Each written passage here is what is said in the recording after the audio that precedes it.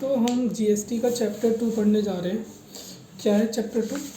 क्योंकि charge of tax and concept of supply, charge of tax and concept of supply, यहाँ से हम start करने जा रहे हैं। वहाँ तो थोड़ी बहुत अमेंडमेंट है, उन्होंने पूरा क्वेश्चन ये चेंज कर लिया, बट मैं क्या कर सकता हूँ, मेरे को यही यूज़ करना पड़ेगा।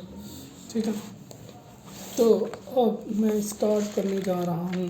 चैप्टर तो काफ़ी बड़ा लग रहा है, बहुत सारे क्वेश्चन हैं। 62, वाह।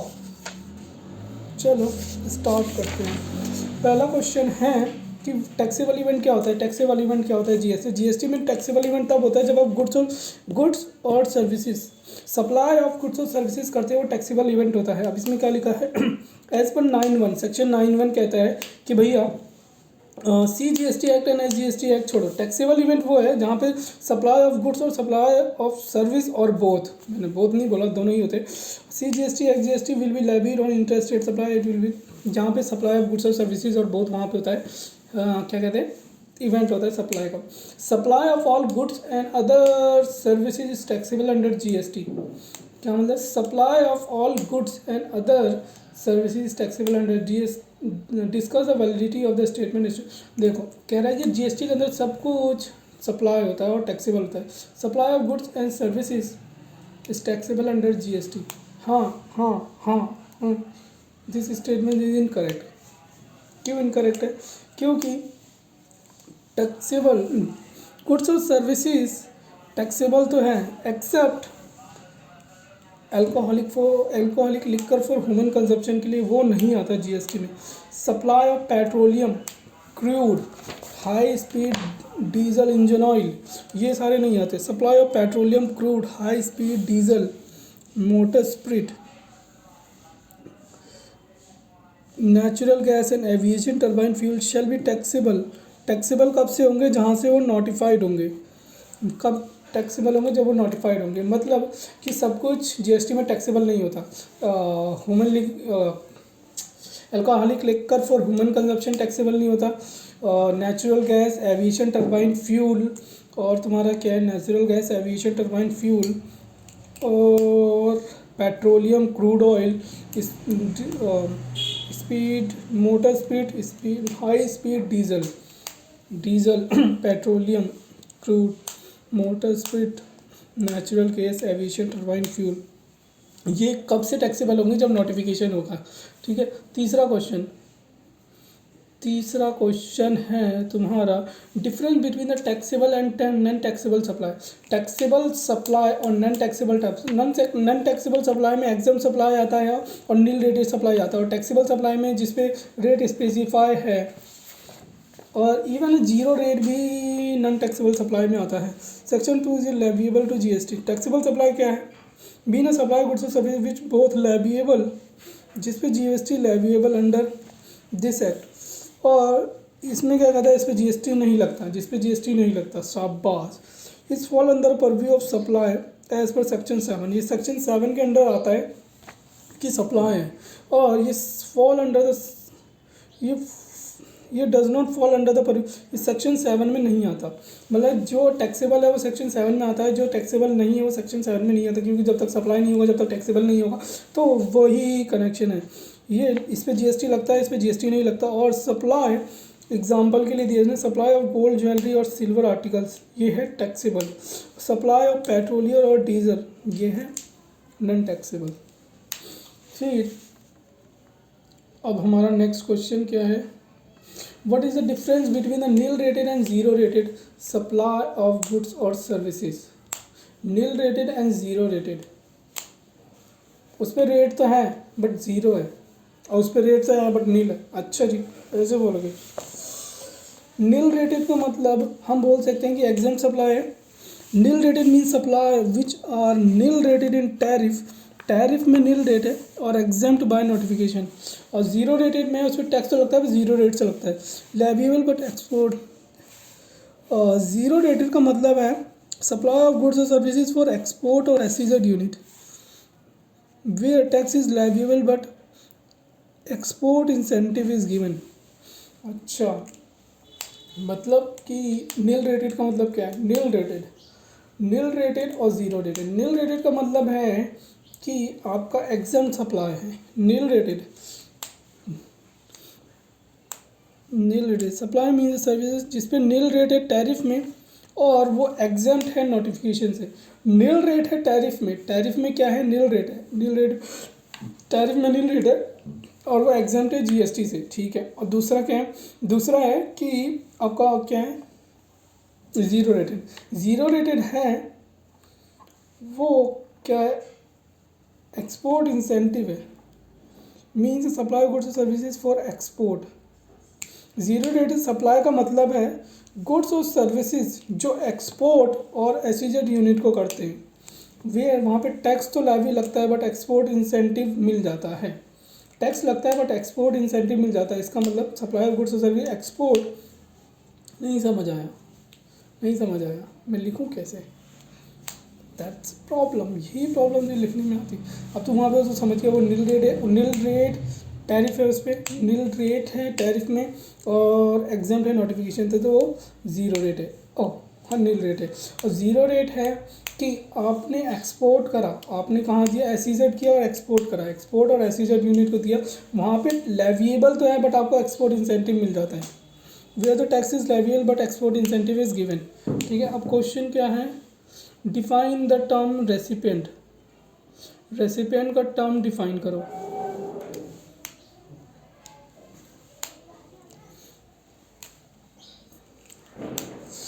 टर्म रेसिपिएंट, रेसिपिएंट का मतलब क्या है, रेसिपिएंट जो गुड्स और सर्विसेज रिसीव करता है।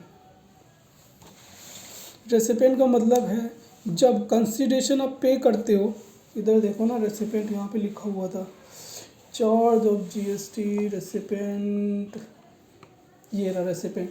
जब आप जिसको आप कंसिडरेशन पे करते हो, नहीं जो कंसिडरेशन पे करता है वो रेसिपिएंट होता है, और विदाउट कंसिडरेशन है तो जो गुड्स और सर्विसेज रिसीव करेगा वो रेसिपिएंट होगा। और अगर क्या है, no consideration is payable to supply of goods और सर्विसेज, जिसको गुड्स और सर्विसेज डिलीवर करी वो रेसिपिएंट होगा। और उसमें वो भी आ जाएगा तुम्हारा कौन कौन कौन कौन जिस other person agent on behalf of agent. वाह, अब देख रहा है इसमें कितना बड़ा है, उसमें इतना से मैं पूरा में आ गया। देख रहा है, इसने बोला कंसिडरेशन जो पेबल होगा, जो पे करेगा, लायबल टू पे कंसिडरेशन, अगर कंसिडरेशन पेबल होगा, अगर कंसिडरेशन पेबल नहीं होगा तो जो गुड्स सर्विस रिसीव करेगा जिसके पोजीशन में होगा जिसको डिलीवर करा, अवेलेबल कराया, पोजीशन है जिसके पास गुड्स और सर्विसेज का, अगर कंसिडरेशन नहीं है तो supply of service to the person render, जिसको अच्छा यहाँ पे गुड्स है, गुड्स जिसको डिलीवर कराया, अवेलेबल कराया और पोजीशन है, यहाँ पे गुड्स है। सर्विस जिसको सप्लाई करी, supply of service the person service is render, जिसको सर्विस दी है। और कोई एनी रेफरेंस जिसको आपने अवेलेबल करवाया हो, made shall be constituted reference recipient. समझ गए, रेसिपेंट का मतलब कितना इम्पोर्टेंट। कंसिडरेशन होगा तो जिसने गुड्स और सर्विसेज रिसीव करी है, जो पे कर रहा है वो रेसिपेंट है, लाइबल टू पे कंसिडरेशन, पे कर रहा नहीं है, जो लाइबल है पे करने के लिए, ठीक है। और अगर विदाउट कंसिडरेशन है, अगर गुड्स है जिसके पास, जिसको रेंडर करी आपने, पोजीशन है जिसके पास और जिसके पास अवेलेबल कराया है, वो रेसिपेंट होगा। और अगर सर्विस के केस में है तो जिसको आपने सर्विस रेंडर करी है वो रेसिपेंट होगा। और अगर आपका एजेंट भी आ जाता है इसमें, shall include any agent acting on behalf of the recipient in relation to the goods. ठीक है, नाइस क्वेश्चन। बहुत यहाँ पे कॉन्सेप्ट सारे आपके क्लियर होंगे तो एवरीथिंग विल बी ओके। यार ये ऐसे नहीं होता। अब क्वेश्चन डीम डिस्टिंक्ट पर्सन, यहाँ पे आगे डीम डिस्टिंक्ट पर्सन, मतलब अभी तक सारे आए हैं यहाँ तक क्वेश्चन, ये भी आया, ये भी आया, ये भी आया, ठीक है। डीम डिस्टिंक्ट पर्सन वो होता है कि जो पर्सन लायबल था एक स्टेट में रजिस्ट्रेशन के लिए, नहीं, जिस पर्सन ने रजिस्ट्रेशन ले रखा है एक स्टेट में और यूटी में, और मोर देन वन स्टेट और यूटी, तो वो डीम डिस्टिंक्ट पर्सन है, ठीक है। A person who obtain required, जिसको ऑब्टेन करना है, अ पर्सन हु ऑब्टेन, जिसने ऑब्टेन कर लिया और required to obtain more than one registration, एक से ज़्यादा रजिस्ट्रेशन ऑब्टेन करने, तो वेदर वन स्टेट में, एक स्टेट में या यूटी में, और मोर देन वन स्टेट और यूटी में, in respect of such registration treated as distinct person, in respect of each such registration, जो ईच सच रजिस्ट्रेशन है वो हम उसको क्या मानेंगे, डिस्टिंक्ट पर्सन मानेंगे। 25 सेक्शन 25(4) है, 25(4) है, याद रखना, काम आता है। Smart private limited, smart private limited का ऑफिस कहाँ पे है, लोकेटेड बेंगलोर में, Karnataka. However he registered branch smart private limited located in Gujarat. Will they fall under the ambit of distinct, हाँ बिल्कुल आते हैं। The head office shall be treated as distinct person. अब क्वेश्चन कौन सा है तुम्हारा, श्रेया लिमिटेड, श्रेया लिमिटेड का क्वेश्चन है। Shreya limited having a registered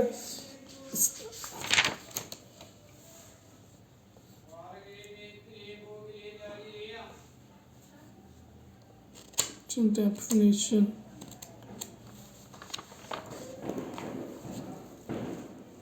हाँ, Shreya limited having a registered establishment in Goa, Goa में रजिस्टर्ड इस्टेब्लिशमेंट है उसका, गोवा, ठीक है। It has another establishment in union territory in Chandigarh. Will they treated है, हाँ बिल्कुल, रजिस्टर्ड, रजिस्टर्ड मतलब जीएसटी में रजिस्टर्ड है। तो जो पर्सन लाइबल है या उस ऑब्टेन कर लिया, या तो ऑब्टेन लाइबल है ऑब्टेन करने, required to obtain registration in more than one state और UT, more than one state और more than one UT, whether in one state, whether एक स्टेट में और मोर देन वन स्टेट में, तो वो such registered person, each such registrant क्या होंगे, हम उसको मान लेंगे distinct person. Establishment of distinct person shall be treated as establishment of distinct person, तो ये भी ट्रीटेड एज डिस्टिंक्ट पर्सन माना जाएगा, श्रेया लिमिटेड।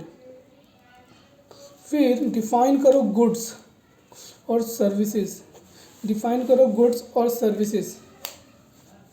गुड्स का मतलब क्या होता है, any kind of movable property, inter state supply goods, goods कहाँ हैं,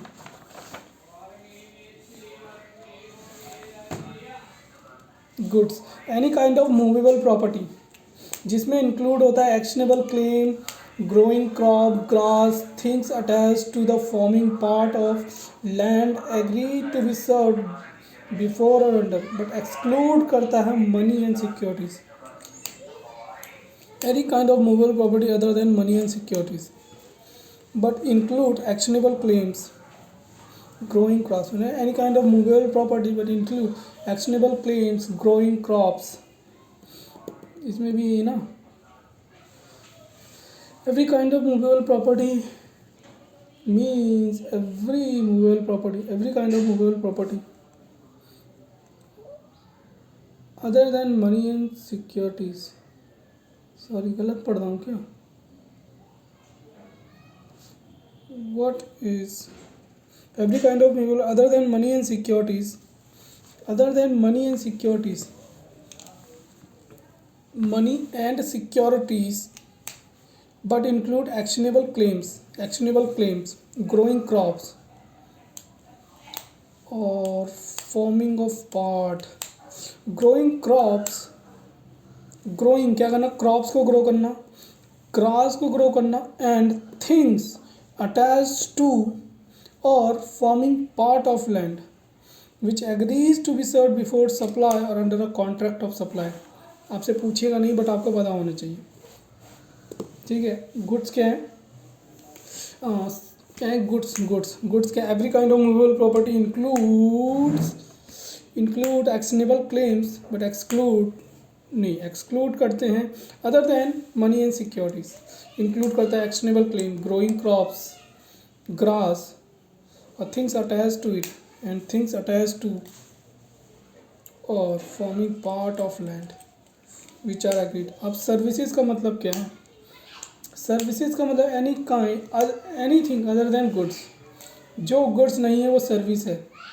इंक्लूड करता है separate consideration is charge for but include activities to the use of money, but include activities used of money, कि आपने मनी यूज़ करी, loan लिया money use करी, वो सर्विस है, activities relating to use of money but include, or it conversion by cash, जहाँ पे हम foreign exchange conversion of money, और conversion of money, activity use of money, activity relating to use of money, activity जो relate करता है use of money से, और conversion of cash, ये क्या आ जाता है, सर्विसेज में आ जाता है।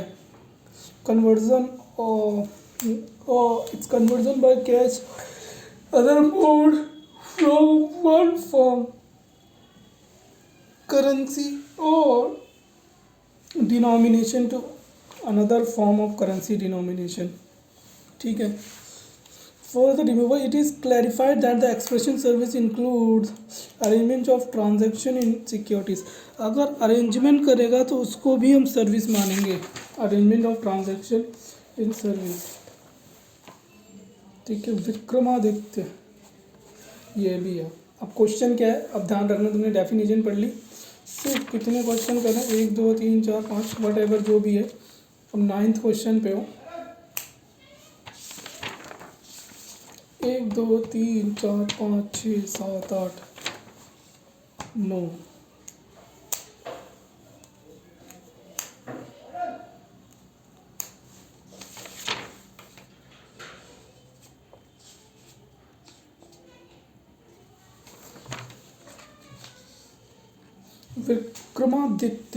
विक्रमादित्य क्या है, सैलरीड एम्प्लॉय है and is planning to invest in stocks. वो क्या सैलरीड एम्प्लॉय स्टॉक्स में इन्वेस्ट करने की सोच रहा है। He has open a trading account with Vayda broker. ठीक है। During the month Vikramaditya undertook future contract without a physical delivery option. ठीक है। उसने फ्यूचर कॉन्ट्रैक्ट लिया without physical, but cash settled on the expiry of the contract date amounting to 35 lakh रुपये। Need your advice whether such future contract include, service में include आता है securities, use of money conversion of, नहीं वो तो goods में नहीं आता, other than security, money and securities exclude. अच्छा वो भी एक्सक्लूड करता है, सर्विस भी, मनी एंड सिक्योरिटीज। तो सिक्योरिटीज है for the whether the future contract is supplied. Specifically, the definition within the purview, it means supply either goods or services or both. Transaction fall within the purview of supply. Transaction fall within the supply के purview में भले ही goods और services, और the definition of goods and service specifically, goods और service specifically क्या करते थे, एक्सक्लूड करते थे मनी एंड सिक्योरिटीज़ को। Money specifically exclude money and securities. For the derivative are include in the definition of securities. तो derivative क्या है, डेरिवेटिव एक सिक्योरिटीज़ है उसकी डेफिनेशन में, as derivative in the securities neither goods not services hence is not GST. तो future contract are in the nature of financial derivative the price of which depend on the value of underlying stock. भाई साहब मैं ये लिखूंगा क्या, future contract में explain करूंगा future contract क्या है। Future contract are in the nature of financial derivative the price is depend on the valuation of underlying stock or index of stock or certain approved currency, and the settlement happen normally by net settlement with no actual delivery। इसका settlement कैसे होता है, ये इसका price किस पे fluctuate करता है, अंडरलाइंग पे फ्लक्चुएट करता है, और इसका प्राइस अंडरलाइंग पे फ्लक्चुएट करता है, और इसका सेटलमेंट कैसे होता है, विदाउट एक्चुअल डिलीवरी। तो since the future contract are in the nature of derivative this qualifying as security and thus not subject to GST. ये सिक्योरिटी और उसमें जी टैक्स नहीं लगेगा। In preview of above decision it is इनफ्रेड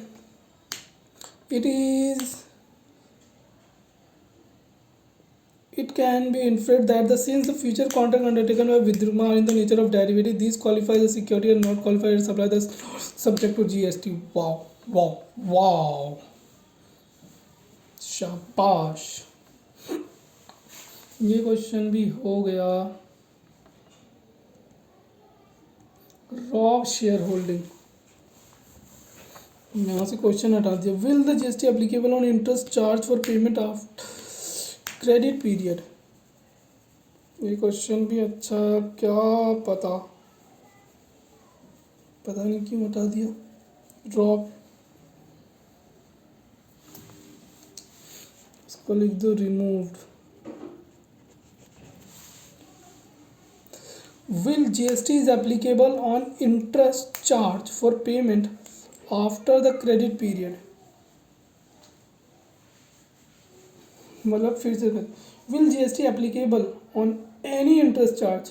देख, जैसे हमारी क्रेडिट कार्ड की पेमेंट होती है, हमने ड्यू डेट थी मेरी 7 तारीख को, अब मैंने 7 तारीख को पेमेंट नहीं करी तो मेरे पे इंटरेस्ट लगाएगा, पेनल्टी लगाएगा, जो भी लगाएगा, ठीक है। तो क्या उस पर इंटरेस्ट चार्ज जो किया है उसने, उस पर GST लगेगा?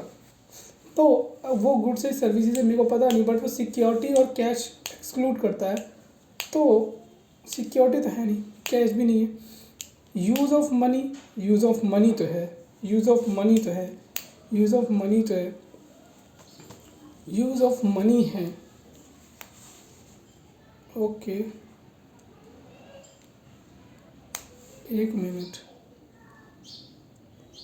मेरे को लग रहा है ये अमेंडमेंट है, तो इसलिए क्वेश्चन भी डिलीट मार दिया। Let me check this. मुझे अमेंडमेंट तो मिली नहीं, तो मैं वैसे ही नॉर्मल देख लेता हूँ क्या है। अगर मैंने इंटरेस्ट पे पैसे लिए बट डिले इन पेमेंट हुआ है तो उस पर GST लगेगा, बट लोन एंड एडवांसेस उस पर नहीं है, उस पर एग्जाम्पशन है आपको। अब नेक्स्ट क्वेश्चन क्या है। Rob Share Holding Limited, Rob Share Holding Limited एक अप्रूव्ड इंटरमीडियरी है, ठीक है, has entered into a transaction wherein certain securities were to be lend to the Dhandhan bank, Dhandhan bank, ठीक है। एक रॉब शेयर होल्डिंग लिमिटेड है, एक company है मेरी, मेरे पास सिक्योरिटीज़ पड़ी है, ठीक है, सिक्योरिटीज़ पड़ी है, मैंने क्या कर दिया, मैंने दे दिया उसको धनधन बैंक को, ये लो जो तुम्हें चाहिए, शॉर्ट करे है ना, ये लो भेज दो। Under security lending scheme 1997 Dhandhan bank shall pay, हाँ धनधन बैंक पे करेगा ना, धनधन बैंक पे करेगा specified lending fees against such lending of securities to it. Explain the taxability of transaction involve in the securities lending scheme. क्या सर्विस है, service है, तो इसमें यूज़ ऑफ मनी है नहीं, सर्विस और गुड्स एक्सक्लूड कर देते हैं securities, money and securities. Money तो मतलब ये हम बेच दे रहे हैं उसको, एक सप्लाई ही है, सब मनी एंड सिक्योरिटीज़, तो ये सिक्योरिटीज़ है, सिक्योरिटीज़ है तो सिक्योरिटीज़ गुड्स और सर्विस नहीं लगता, तो ये सप्लाई ही नहीं है, तो सप्लाई ही नहीं है तो इसमें GST लगेगा ही नहीं, तो out of purview of GST है, ठीक है। Therefore securities lending scheme, securities are neither covered in the goods nor in services. Therefore, the transaction security involved in the disposal of security is not a supply and is not taxable. However, does not treat. However, हालांकि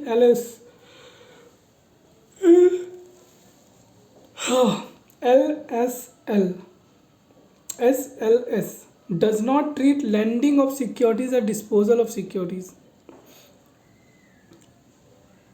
ये SLS क्या है,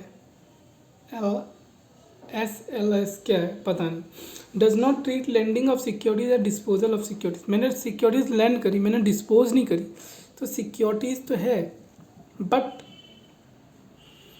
तो definition में include नहीं करता, securities को नहीं करता, ना तो गुड्स में ना तो सर्विसेज में, तो ये नॉट टैक्सेबल होगी। बट अगर वो ये डिस्पोजल ऑफ सिक्योरिटीज़ है and therefore not excluded from the definition of service, इसीलिए ये डेफिनेशन की सर्विस से एक्सक्लूड नहीं है। The lending fee charge from the borrower of securities has charge of consideration is taxable under the GST. The lending fees charged from borrower of securities has or character of consideration is taxable under GST. Apart from above, the activities of intermediaries facilitating lending, borrowing securities for commission or fee are taxable separately. Circular number ये है। तो okay, nice to meet you. Circular भी दे रखा है, देख लो। Circular are किस पे होता है एप्लीकेबल, सिर्फ होता है ये गवर्नमेंट एजेंसी में। अब हम आते हैं बिजनेस पे। क्या है बिजनेस? बिजनेस का मतलब क्या? आप कुछ भी कर रहे हो इन द कोर्स और फर्दरेंस ऑफ बिजनेस, और इन द कोर्स और furtherance of business any trade, commerce activity, barter system, vocation, adventure वगैरह और एनी अदर सिमिलर एक्टिविटी। यहाँ पे such as all form of supply such without consideration made or agreed to be made any payment or agreed to be money otherwise। अब business का मतलब क्या है? Activities और ट्रांजैक्शन। कहाँ था बिजनेस? कहीं तो देखा था, sale barter, notified supply of goods, principal to his agent on invoice. कहाँ गया भैया बिजनेस?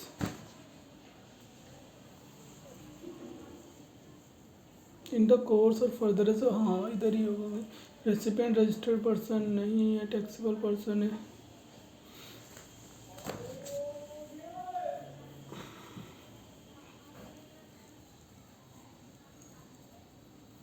छोड़ो बिजनेस क्या है। कोई भी trade, commerce, manufacture, profession, vocation, adventure, wager और any other similar activities not it is for pecuniary, whether or not it is for pecuniary benefit, whether or not it is for a pecuniary benefit, whether or not it is for a pecuniary benefit।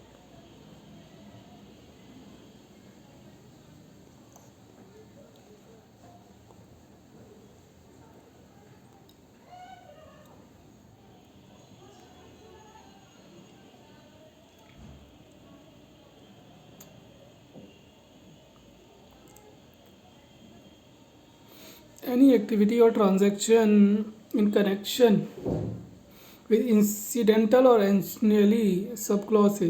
कोई भी activity और transaction nature of sub clause भी, weather भले ही volume में हो, frequency में हो या ना हो, नेचर, उसका नेचर भले ही फ्रिक्वेंसी हो या ना हो, इंसिडेंटल हो और एंसिलरी हो, किससे?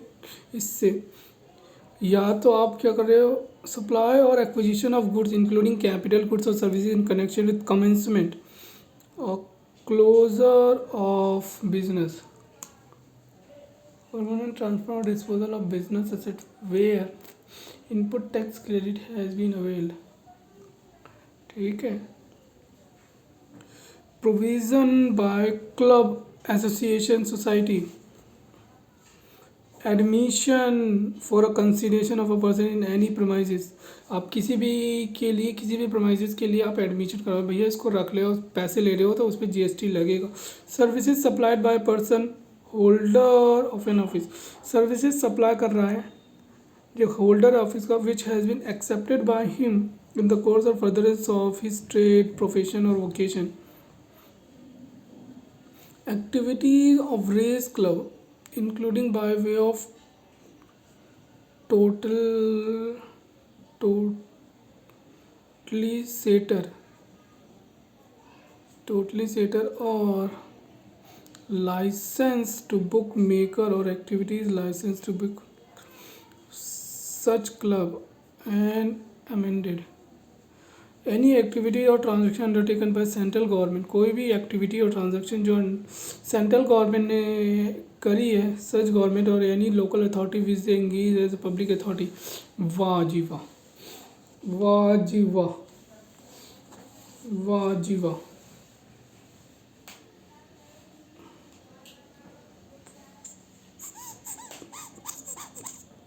क्या हुआ है ये? समझ तो नहीं आया कुछ भी। छोड़ो business. Determine whether the following activities fall in the scope of business. Works contract. Determine whether the activity cover in the definition of business.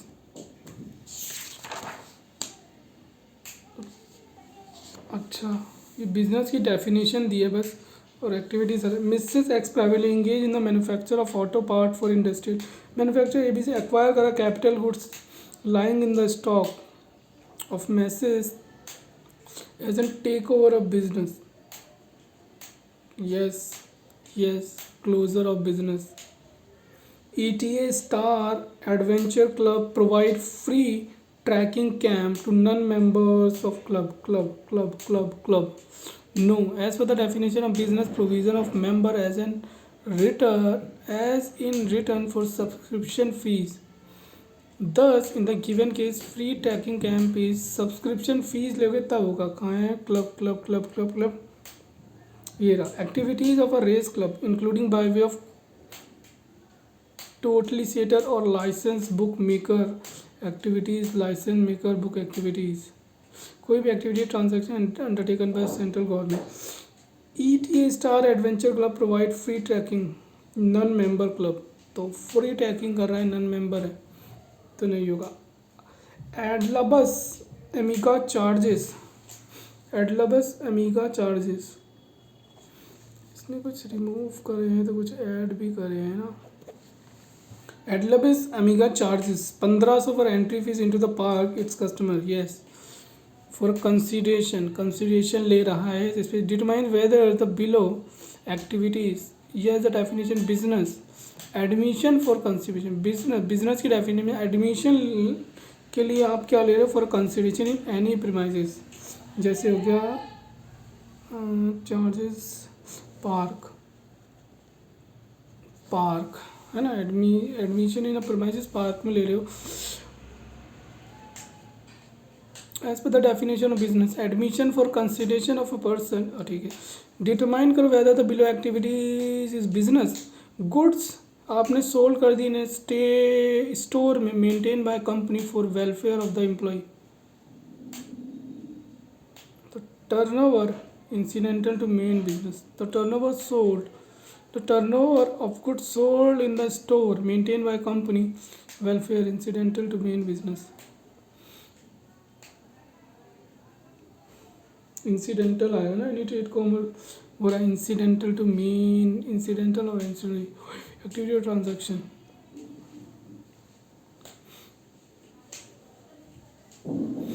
अगर if Mr. Motu want to hire a premise but the same is already hired by Mr. Motu. Mister Chhotu एक hire करना चाहता है premises को, but वो किसी मोटू ने higher कर रखा है. Now the mister Motu agree to वेकेंड on payment of 3 lakh. Mister Motu क्या होगा? रेडी हो गए, भैया मैं छोड़ दूंगा. कंसिडरेशन ले रहे हो आप for not doing anything. whether in the nature of frequency. Admission in any business include admission in any place for a consideration called pagadi. Now the receiving 3 lakh from allowing to definition of business activities in a pioneer race club collected 5 lakh through license book marker or totalizer or activities license book marker in such club. Race club cover in the definition of business. ऐसे था तो कुछ नहीं, sir घूम गया. ये तो है भैया, ये तो होना ही था.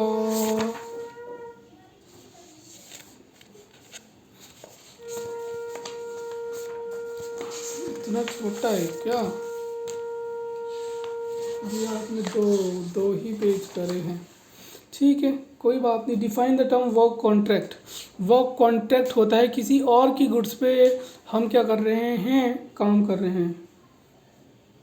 वर्क्स कॉन्ट्रैक्ट वो नहीं होता क्या? Works contract mean attracting building construction fabrication completion erection installation fitting out improvement modification repair maintenance renovation alteration और commissioning. Any immovable property where transfer of property in goods wherein transfer of property in goods is not involved in the execution of such contract. मतलब immovable property भी करते हैं और transfer नहीं होता. हम क्या कर रहे हैं? रिपेयर कर रहे हैं, मेंटेन कर रहे हैं, कंस्ट्रक्शन कर रहे हैं, इरेक्शन कर रहे हैं, इंस्टॉलेशन कर रहे हैं, फिटिंग कर रहे हैं, इंप्रूवमेंट कर रहे हैं, मॉडिफिकेशन कर रहे हैं, रिनोवेशन कर रहे हैं, अल्ट्रेशन कर रहे हैं. तो ये सारे वर्क्स कॉन्ट्रैक्ट होते हैं. ठीक है. Next Aspire limited.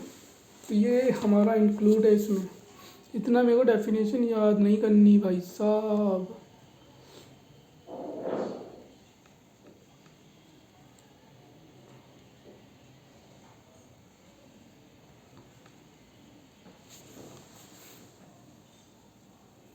Aspire limited enter करा उसने कॉन्ट्रैक्ट में with Beta Limited for execution of work contract for 50 lakh का excluding taxes following activities pertain to construction of a complex determine whether the following activities fall under the ambit of work contract. उसने 50 लाख का करा। Erection, fabrication, assembling of unit pertaining to movable property, ये नहीं है works contract. Structure of complex, no material is involve. Fabrication, works related to structure of complex.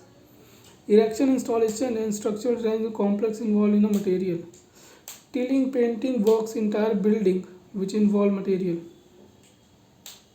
Of contract excluding taxes. Determine whether the following activities under the following meet the work contract. Erection and installation of structural design to the complex which involve material. ये है yes in the given activity immovable property है, thus qualifies as work contract. Fabrication works, fabrication मतलब कपड़े का काम कर रहे हो relating to structure of complex, no material, ये भी है नहीं है, material is not involved.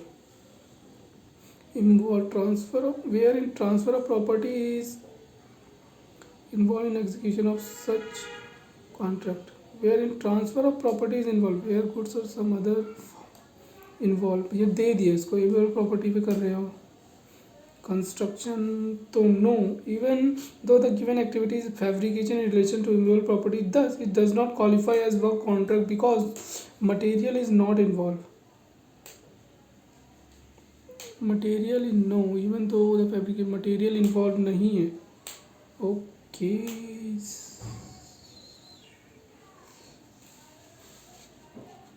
Immovable property पे होना चाहिए, बट ये क्या कह रहा है, activities of fabrication but material नहीं इन्वॉल्व है, नो मटेरियल इज इन्वॉल्व। अब इसका मतलब क्या है, assembling of unit pertaining to movable property, ये तो है ही नहीं, नो मूवेबल प्रॉपर्टी, ये वर्क्स कॉन्ट्रैक्ट किस पे होता है, immovable. Tiling and painting of entire building which involve material, yes involve immovable property qualifies works contract. तो ये भी हमारा क्वेश्चन हुआ, एक में गड़बड़ हुई थी, नो मटेरियल इन्वॉल्व, यहाँ पे मटेरियल नहीं है तो वर्क कॉन्ट्रैक्ट नहीं होगा। 218 meaning and scope of supply, meaning and scope of, what does a particular activity attract GST, कौन सी एक्टिविटी अट्रैक्ट करती है GST, supply, all forms of supply goods और सर्विसेज और both, sale, transfer, barter, exchange, license, lease agreement, sale, transfer, barter for consideration by a person. The activities or transaction by a person other than individual, its member, constituent, vice versa, cash deferred. Those activities involve panchayat अंदर 234 और municipality 243।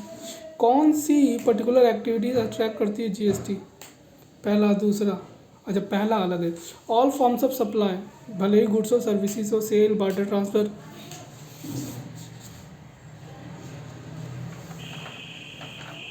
ये रहा ना, sale, barter, transfer, made और agreed to be made for a consideration in the course of furtherance of business, the activities और transaction by a person other than individual to its member, activities और transaction, import of services GST attract करती है for consideration what whether in course और furtherance of business, import of services with consideration, import of services for consideration, भले ही course में हो या ना हो, और विदाउट कंसिडरेशन है। अच्छा ये पूछ रहे जीएसटी किस पे लगेगा, विदाउट कंसिडरेशन है। Activities specified in schedule 1, activities specified in schedule 1, schedule 1 में supply of goods without consideration, ये अट्रैक्ट करता है जीएसटी को, ऑल द विदाउट कंसिडरेशन। तो all the activities specified falling under the scope of supply of GST excluding, schedule 3 की नहीं आता, schedule 3 transaction which not treated supply, transaction which not treated supply, schedule 1 आता है excluding, schedule 3 नहीं आता। Such activity or transaction undertaken by central government, state government, local authority which are agreed to a public authority as may be notified by central on recommendation of services by any activity in relation to function. Panchayat, central government, state government, panchayat, panchayat कहीं देखा था मैंने, ये रहा municipality article 243 और 243G और 243, panchayat under 234, ये भी नहीं आती।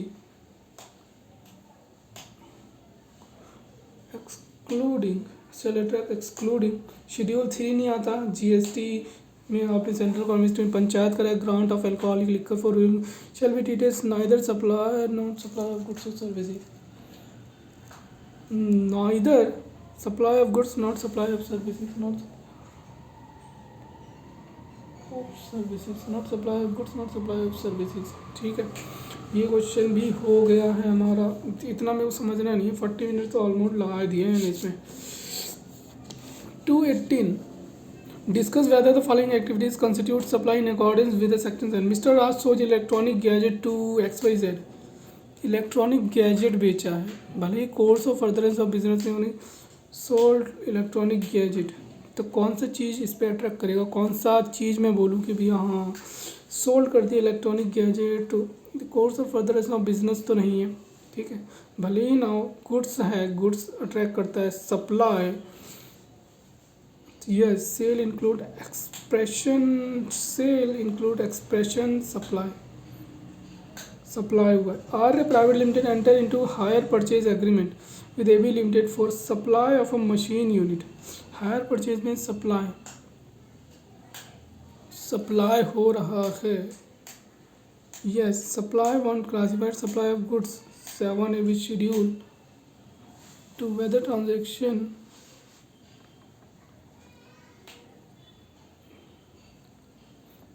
ये वाला क्वेश्चन भी हटा ही दिया।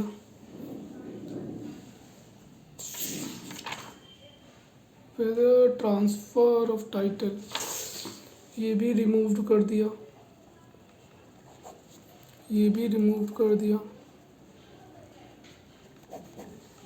क्यों कर दिया?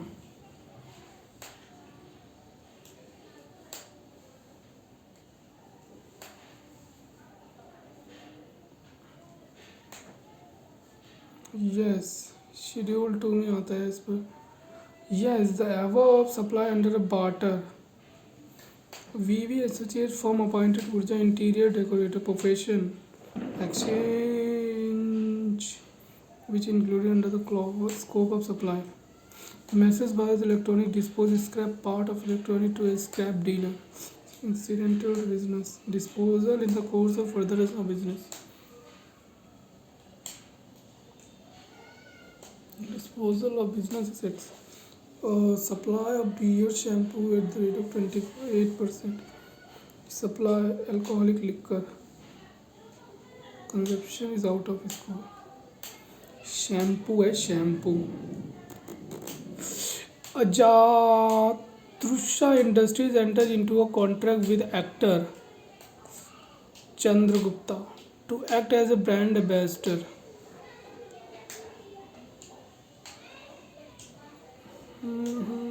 पढ़ना चाहिए कि नहीं पढ़ना चाहिए, I am confused about it. What should I do, let me check this.